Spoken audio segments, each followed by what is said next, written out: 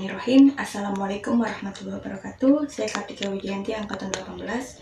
Sebelum saya masuk KAFI, saya dikenal sebagai orang yang cepat marah, mudah tersinggung, dan tidak bisa menerima kritik maupun saran apapun. Bahkan saya dijuluki sebagai si cepat marah, si pemarah gitu. Namun semenjak saya masuk KAFI, saya belajar tentang segitiga ekspresi, yang mana saya mempelajari caranya mensensasikan pikiran saya dan merasionalisasikan pikiran saya, sehingga saya sekarang tidak lagi dikenal sebagai orang yang cepat marah maupun mudah tersinggung. Kemudian saya juga belajar tentang simpati dan instant persuasion, yang tadinya saya kesulitan untuk berkomunikasi dengan orang lain, yang tadinya saya menghindari yang namanya berinteraksi dengan orang lain, tapi sekarang saya mudah untuk mengajak orang lain bicara terlebih dahulu, tidak lagi menunggu orang lain menyapa saya. Dan dengan simpati dan instant persuasion tersebut, dimanapun saya bekerja, saya mendapatkan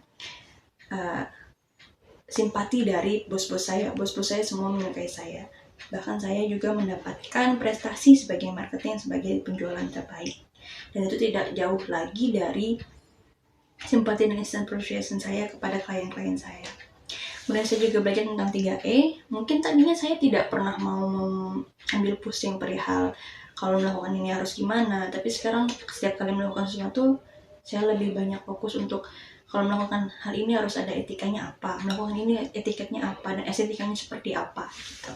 Kemudian saya juga belajar tentang 3K, yaitu komitmen, konsisten, dan konsekuen, dimana kita komitmen untuk melakukan sesuatu dari awal hingga selesai, dan untuk menjalankan komitmen tersebut kita harus konsisten menjalankannya. Kemudian kita akan mendapatkan konsekuensi atas apa yang sudah kita jalankan dari awal hingga akhir. Kemudian saya juga belajar tentang subconscious, dimana untuk mengaktifkan subconscious tersebut kita harus bersih, terbuka, dan menerima. Dan ternyata bersih, terbuka, dan menerima itu tidak hanya mengaktifkan subconscious, tapi juga memperbaiki hidup saya, dimana tadinya saya tidak banyak memperhatikan tentang kebersihan, lebih banyak memperhatikan tentang kebersihan.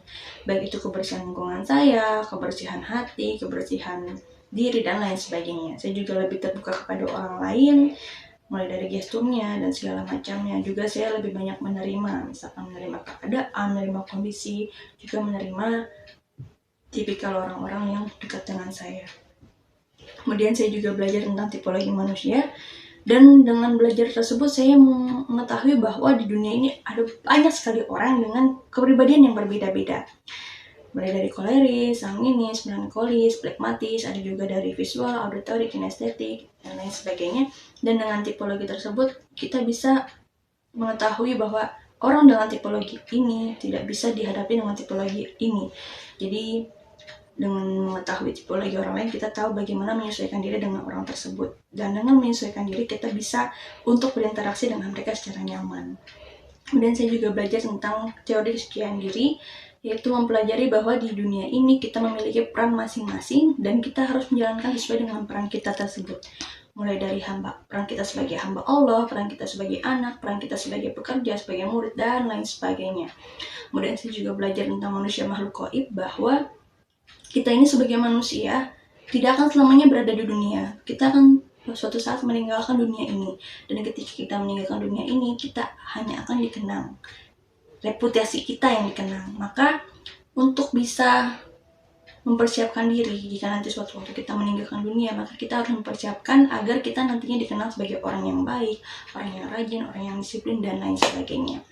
Dan saya juga belajar tentang hipnosis, yaitu mempelajari pola pikir, mempelajari cara untuk memperbaiki pola pikir, dan juga bukan cuma di pola pikir kita sendiri, tapi juga pola pikir orang lain.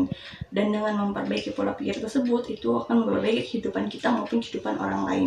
Bahkan kita juga bisa mencegah agar kita tidak menyusun pola pikir kita menjadi pola pikir yang buruk, karena dengan pola pikir yang buruk akan mengubah hidup kita menjadi kehidupan yang buruk juga.